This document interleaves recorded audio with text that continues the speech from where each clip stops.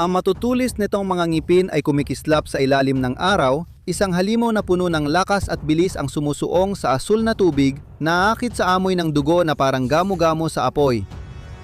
Ang makinang ito ng kamatayan ay ang pinakamabangis na mandaragit, isang puwersa ng kalikasan na walang iniiwang anuman, kundi pagkawasak sa kanyang daraanan. Makakita ka lang ng isa sa kanila mula sa malayo, sapat na itong nakakatakot para matakbuhan ang lahat at mawalan ng tao ang buong dalampasigan.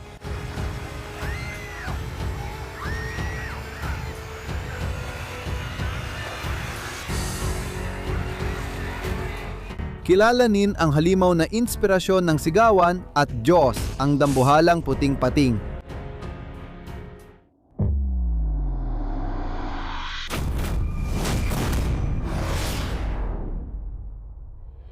Ang Carcharodon carcharias o dambuhalang puting pating ang pinakamalaki at pinakamapanganib na pating sa tao. Ang halimaw na ito, kilalang huling malayang mandaragit ng tao at pinaka nakakatakot na hayop sa mundo, ay nagdala ng takot at paghanga noon pa man.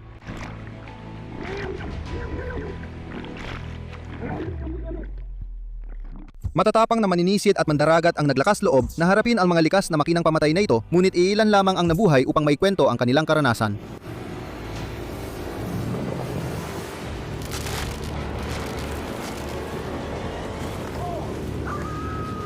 Ang dambuhalang puting pating sa prangkisa ng pelikulang Jaws ay pangunahing kontrabida, kilala sa pagiging mabagsik, walang tigil sa paghabol at walang pinipiling pag-atake sa tao.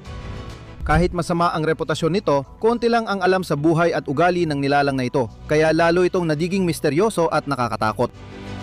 Ang dambuhalang puting pating na pinakamalaking mandaragit na isda sa mundo ay nasa lahat ng malamig, katamtaman at tropikal na baybaing dagat mula 60 degree hilaga hanggang 60 degree timog latitude. Karaniwang umaabot sa 15 talampakan ang haba nito, ngunit may naitalang umaabot hanggang 20 talampakan at 5,000 libra ang bigat. Katumbas ito ng haba ng 2 sedan o isang bus ng high school sa Amerika. Ang puting pating ay tinawag dahil sa puti nitong tiyan, habang nag-iiba ang kulay ng likod mula mapusyaw hanggang madilim na abong, depende sa liwanag at tubig. May conical na nguso, itim na mata, mabigat na katawan at gasuklay na buntot. Ang malaking puting pating ay lumalangoy na parang tuna, nakakaiba sa galaw ng ibang pating. At kaya nilang umabot sa bilis na 25 hanggang 35 milya kada oras na nagbibigay daan sa kanila na gulatin ang kanilang biktima at pabagsakin ito gamit ang isang kagat lamang.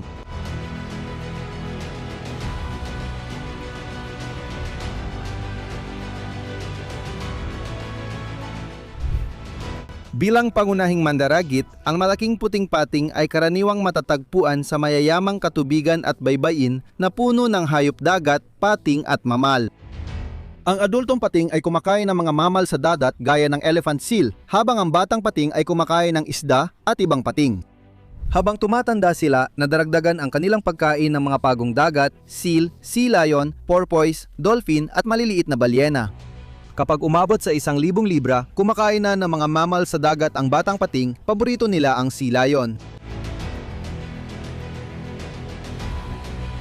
Habang pinagmamasdan ang mga taktika ng malalaking puting pating, namamangha tayo sa kanilang husay at talino. Ang mga nangungunang mandaragit na ito ang mga hari ng dagat, ipinapakita ang kahanga-hangang paraan ng paghahanap ng pagkain habang hinahanap nila ang kanilang biktima sa malinaw na tubig ng Southern California. Habang lumalangoy ang pating, nagdudulot ito ng kaguluhan sa mga guitarfish at leopard shark, lumilika ng alon at ulap ng buhangin na tumutulong sa panggaso ng pating. Sa biglang bilis, ginagamit ng pating ang malabong tubig para umatake.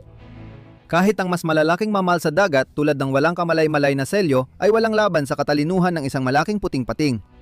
Habang nagbabantay ang pating sa mga bato at hinihintay ang pagtaas ng tubig, hindi naligtas ang taguan ng biktima. Mabilis at liksi, lumalangoy ang pating papunta sa mababaw at biglang umiikot para tambangan ng selyo. Kahit nagsikap makatakas ang selyo, natalo pa rin ito ng malalakas na pangga ng pating. Klasikong teknik ito sa panganggaso ng malaking puting pating. Tambang, atake at maghintay. Napakalakas ng unang paglusob ito na kayang itapon ng biktima palabas ng tubig at mapalipad ang pating sa air.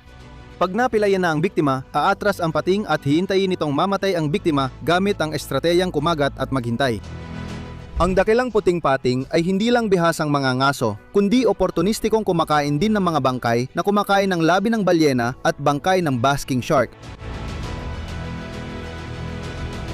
Kilala rin bilang puting pating, white pointer o simpleng dakilang puting pating, isa itong uri ng malaking mackerel shark na kabilang sa pamilya Lamnidae, kung saan kabilang din ang mako at salmon shark. Ang dakilang puting pating ay may mainit na dugo at may kakayahang kontrolin ang temperatura ng katawan, kaya kayang manghuli sa malamig na tubig. Ang dakilang puting pating ay mabagsik na mandaragit na may malakas na pangga at 300 matutulis na tatsulok ng ngipin na nakahanay sa mga hilera na umaabot ng 3 pulgada ang haba. Mas makitid ang mga ngipin sa ibaba at ginagamit pang sunggab ng biktima. Ang mga hayop na kumakain ng karne ay may matinding pang-amoy at kayang makaamoy ng isang patak ng dugo sa 10 bilyong patak ng tubig. Natutukoy pa nila ang maliliit na electromagnetic field ng mga hayop kahit 800 at 20 talampakan ang layo, kaya sila may kalamangan sa panganggaso. Habang inaatake ang biktima mula sa ilalim, kaya rin nilang tumalon palabas ng tubig gaya ng balyena. Nagiging endothermic o may mainit na dugo sila dahil kaya nilang panatilihing mas mainit ang ilang bahagi ng katawan gaya ng kalamnan, tiyan at utak kaysa sa paligid na tubig tulad ng mga mamal. Kahit kilalang tagakain ng tao, hindi talaga tao ang pangunahing pagkain ng dakilang puting pating. Ayon sa pag-aaral, madalas dahil ito sa maling pagkakakilanlan na pagkakamalan nitong mga seal ang mga lumalangoy o surfer kaya nagkakaroon ng nakamamatay na pag-atake.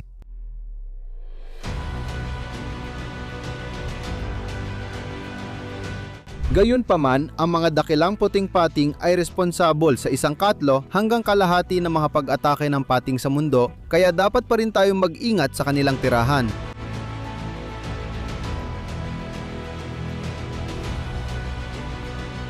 Noong simula ng 2023, isang dakilang puting pating ang unang naiulat na nakabiktima ng tao sa bagong taon sa baybayin ng Mexico.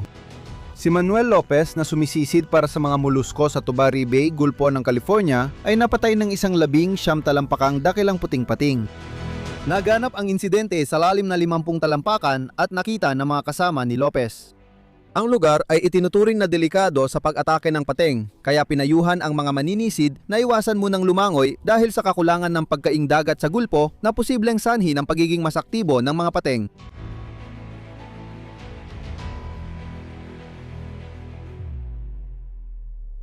Kayang maglakbay ng malalayong distansya ng Great White Shark at ayon sa bagong pag-aaral gamit ang satellite tracking, tumatawid sila ng buong karagatan. Matatagpuan sila malapit sa mga lugar ng pahingahan ng elephant seal sa baybayin ng gitnang California mula Oktubre hanggang Marso at malapit sa mga pahingahan ng Cape Fur seal sa Western Cape ng South Africa mula Mayo hanggang Setyembre.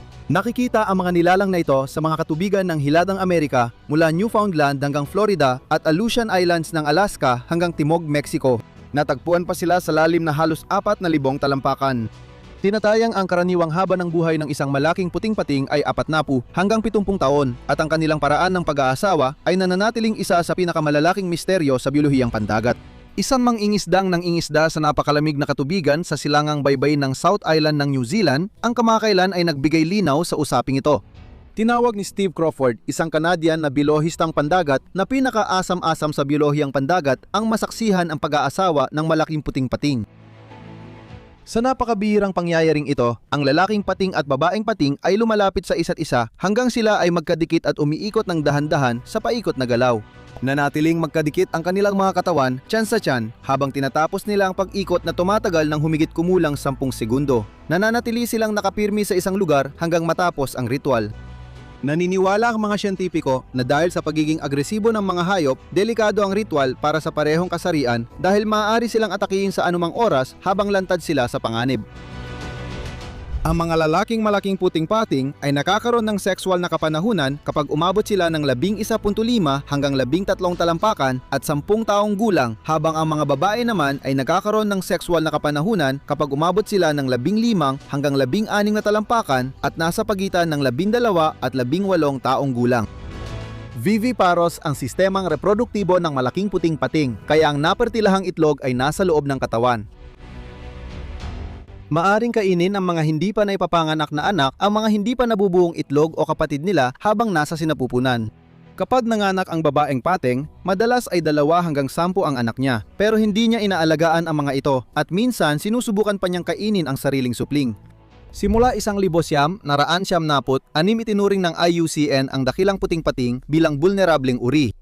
Mahirap magsagawa ng kumpletong pagsisiyasat ng populasyon dahil sa malawak nilang distribusyon. Ngunit ang datos ng dami ng nahuhuli na nakolekta ng mga opisyal ng pangingisda sa buong mundo ay nagpapahiwatig na maaring maubos ng uri ng pating na ito. Lubhang nanganganib ang dakilang puting pating sa dagat Mediteraneo at patuloy pa rin itong hinuhuli ng mga pribadong individual kahit pinag-aaralan na ito. Bilang isdang hinuhuli para sa sport at biktima ng finning, kinukuha ng komersyal na mangingisda ang mga palikpik sa gilid, likod at ibabang buntot nito. Sa kabila ng mahigpit na batas laban doon sa US at ibang bansa. Dahil mabagal silang dumami, mahirap bumawi ang uri kapag gumaba ang populasyon, kaya mahalagang magpatupad ng mga hakbang sa konserbasyon para maprotektahan ang uri at ang tirahan nito.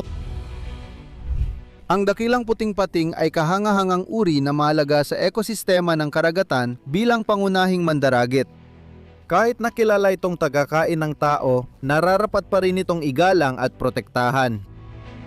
I-share sa comment section kung ano gagawin mo kung makita mong papalapit ang rumaragasang palikpik na iyon. I-like ang video, mag-subscribe at itap ang notification bell para sa mas maraming kamanghamanghang hayop. Salamat sa panonood, magkita tayo sa susunod.